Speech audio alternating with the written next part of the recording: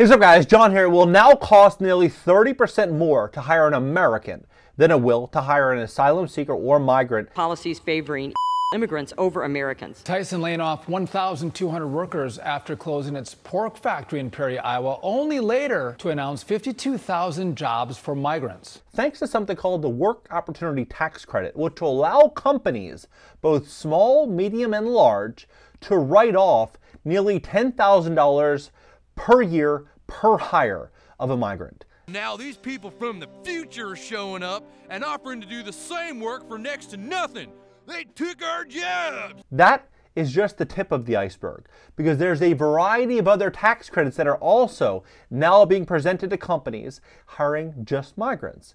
Now, when you start to look at this, this will allow these companies to bring their labor costs to almost zero. So why would a large company want to hire Americans that are going to cost 50, 60, 70, 80,000 a year when they can get free labor? It's the big question. In this video, I'm going to break it down. I'm going to show you exactly what's going on, all the companies that are doing this, and how this is going to reshape and change America's job market to the likes of which we have never before seen. Please hit the like button. Hit the like button. YouTube will share this content to educate the people about what's going on in America's economy. And if you'd like to fix your credit, we would love to help you at my company, GreatCreditFast.com. That's GreatCreditFast.com. If you have late payments, medical bills, charge-offs, foreclosures, bankruptcies, repossessions, or any negative item on a credit report, go to GreatCreditFast.com. Click the link in the description just below this video. Schedule a free strategy session for tomorrow, for Monday. Take a look at this. I mean, even state and local governments are doing the same thing. So allowing asylum seekers to get temporary jobs in state government, Kathy Hochul, New York, right? So what this is, and sources matter. So I'm going to pull this down so you can see, the URL, irs.gov. What this is, this work opportunity tax credit, and this is departmentlabor.gov. This will, generally the credit is 40% of qualified wages for individuals who work 400 plus hours in the first year of employment. So the tax credit is between $1,200 and $9,600 per employee. Now you know, and I know, that these large corporations, they have big tax teams, they have big legal teams to protect their billions of dollars and their big bottom lines. They're getting the full $9,600 per employee. They're not leaving a single penny to waste. And so when you look at Tyson Foods, for example, they say they're hiring 42,000 asylum seekers in just New York. This came out yesterday, Saturday, March 16th. Then, the same day, they said nationally, this is going to be 52,000 across the country, factory jobs, right? March 16th. Now, what they said is they're going to be paying $16.50 per hour, right, with benefits. Now, this is what's very fascinating. Now, if they're working, let's say 40 hours a week, traditional 40-hour week, right? $16.50 an hour, that's $660 a week. Times 4 weeks in a month is $2,640. Then, if they're working 50 weeks in a year, they have 2 weeks off, maybe they get sick, go on vacation, right? 2 weeks off, they're getting paid $33,000 a year. After the work opportunity tax credit, with the deduction of $9,600, they'd actually have $23,400 in actual cost. That's just a drop in the bucket though, because where they really, really get their money is this here, which is the temporary housing. This temporary housing play is so fascinating because many people don't realize, how big this is going to be and why corporations are going to start dominating real estate. So some of these companies already, Amazon, they've already committed, billions of dollars to, $2 billion in affordable housing, right? So you have Amazon, Manpower Group, they're hiring 3,000. Tyson Foods went from 2,500 to 52,000, right? So they're leveling up their commitment. Blackstone, they're saying they're hiring 2,000. Hilton, 1,500. Marriott, 1,500. Cargill, 1,000. Gate Group, 1,000. ISS, 1,000. Hyatt, Pepsi, right? All these companies. Then, there's a variety of others. Adidas, you have Hyatt, KFC, Heinz, Visa, Starbucks, Salesforce, LinkedIn, Hilton, BP. You get the idea, right? It's unreal. It is unreal how many companies are moving at the same time, right? When have we ever seen a situation where a large group of companies or a large group of really smart and savvy, deep-pocketed investors were moving at the same time, at the same target, where it didn't work out extremely well for them, right? Let's look at, for example, Bloomberg, what they said about work opportunity tax credit and how this whole thing is going to play. Because you have the work opportunity tax credit, and then you have the workforce housing tax credit. So they all come together. So to ease housing crunch, theme parks are becoming home builders, right? It came out 2 months ago, January 13th. And what they said here is, they have roughly 28,000 men and women who work on the 840-acre theme park. And the cost of living, housing costs they're becoming extremely expensive, and they don't know what to do and where they can go.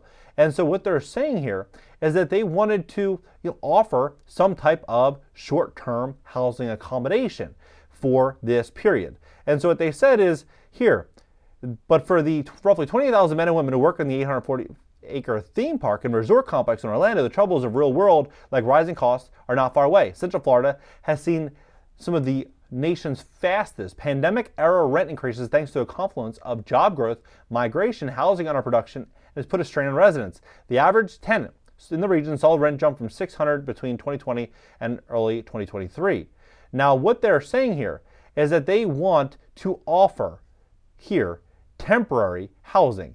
And so what they say is they want to offer seasonal housing, which is essentially temporary housing, to up to 136 employees. So when you look at what Tyson said, temporary housing, and then you see what Bloomberg is doing, and then you look at this situation here, to promote more construction of this type of housing, a bipartisan coalition of federal lawmakers recently introduced a workforce housing tax credit like low-income housing tax credit. The proposed legislation would provide tax credits to investors to build affordable apartments. The bill's sponsors, including Oregon State Senator, says the tax credit would finance 344,000 affordable rental homes.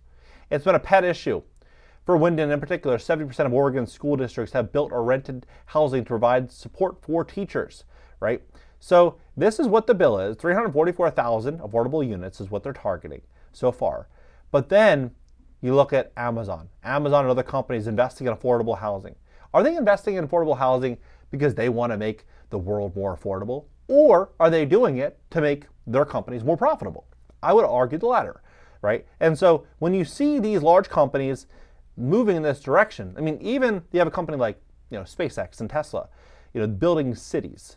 Like, it's absolutely shocking. They're building a city, like a city. Wrap your head around that. This is something they used to have about 100 years ago with Standard Oil, right? This is what used to happen then. This is all coming back now.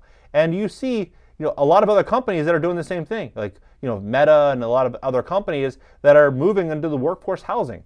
And so when you look at Elon, for example, and this here, Justice.gov, Justice Department is suing SpaceX for discriminating against asylees and refugees in hiring. I can promise you that Elon's city will soon have certain quotas to hit, right? He's going to start hiring more migrants. A lot of companies are going to start going in that direction. And they're going to be taking advantage of this credit here, which employer-related housing and lodging not subject to taxation. So providing for the convenience of the employer. So that's pretty fascinating. And then you start looking at how this whole thing kind of connects with this commercial real estate crash. I think it's going to present the holy grail of opportunities for the companies. So both small, medium, and large. But look at this. So Kevin O'Leary says coming real estate collapse will lead to chaos. For context, 2/3 of all commercial real estate debt is held by small, local, and regional banks. There's been talks that hundreds of banks are going to be folding in the next couple of years due to a lot of this debt and due to their exposure.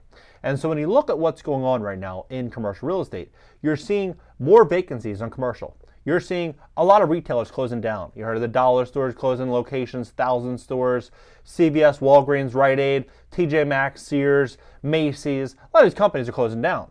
And so how much are these properties worth? Well, they're worth what a renter's willing to pay.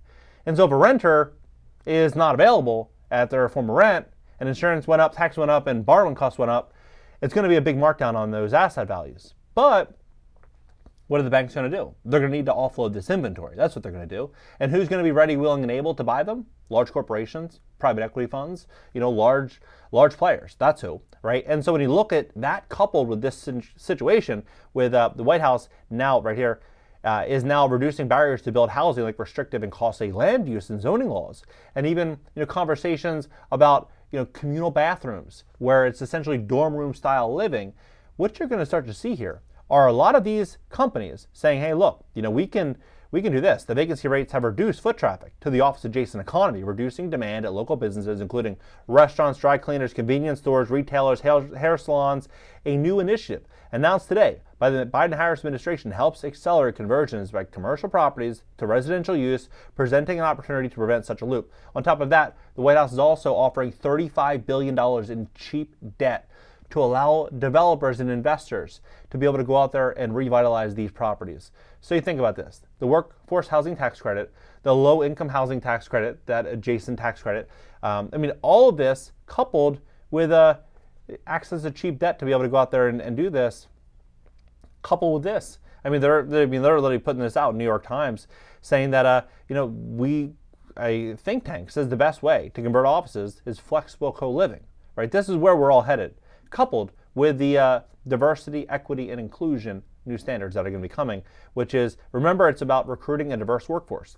When launching the DEI program, remember that it's about recruiting diverse people and building an inclusive workplace in which all opinions are heard and respected. Instead of checking off boxes on a diversity checklist, this requires ongoing education, open conversations, and structural adjustments. And so this is what's going to begin to happen. We're going to start to see a lot of opportunity flowing to migrants because, it just makes a lot more sense for the companies. It makes a lot more sense for the corporations to leverage this. And so if you look at it from the position of a migrant, this is actually a really, really lucrative, opportunity for them because they're coming here, no credit card debt, no student loan debt, no mortgage debt, no auto loan debt. They have no expenses, right? And then they're presented a place where, they have a place to live potentially, they're having job opportunities, free healthcare. I mean, it's a very, good thing for them. But I wonder what this is going to be like for the everyday American, or the everyday factory worker. I think we're going to start to see a lot more layoffs, a lot of companies start to lean into this. What do you think? Love to hear your opinion below. Drop it in the comments section. Let's have a conversation about this. And if you'd like to fix your credit to position yourself, what I believe is going to be the greatest wealth transfer and the greatest rug pull in America's labor market and economy, we'd love to help you at my company, GreatCreditFast.com, if you have any credit issues. If you have, a late payment on your credit report, or maybe a repossession or foreclosure or bankruptcy, you have any issue at all on your credit report, maybe you don't know why your credit score is, stuck where it is, maybe it's in the 500s, 600s, low 700s, book a call below. You can click the link right in the description and you schedule a call for Monday. We'd love to have a conversation with you, see how we can help you. Catch you in the next video.